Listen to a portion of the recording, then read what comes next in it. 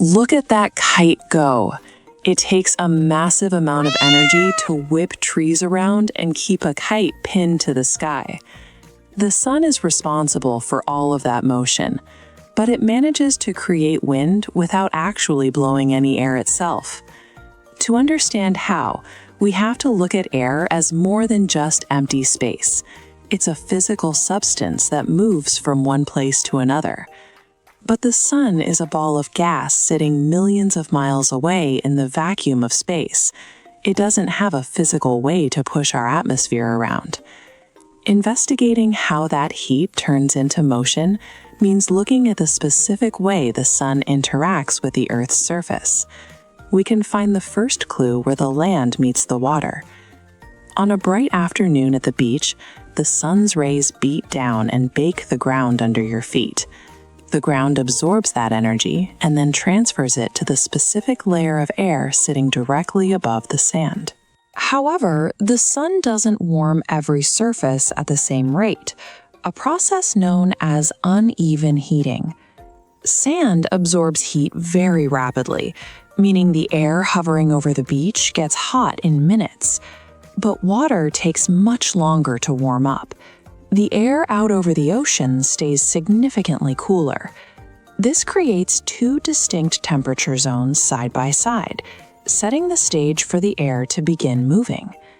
As the air above the hot sand warms up, it expands and becomes lighter than the cooler air over the water. Because that warm air is lighter, it drifts upward into the sky. As it rises, it leaves behind a gap. The cooler, heavier air from the ocean rushes in immediately to fill that empty space.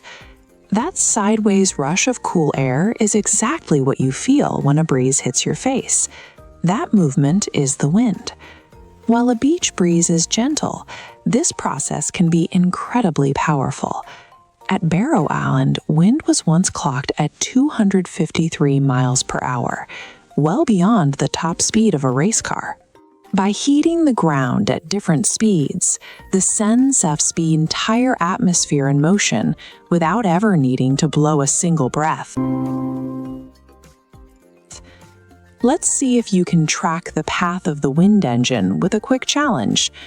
First, what is the definition of wind?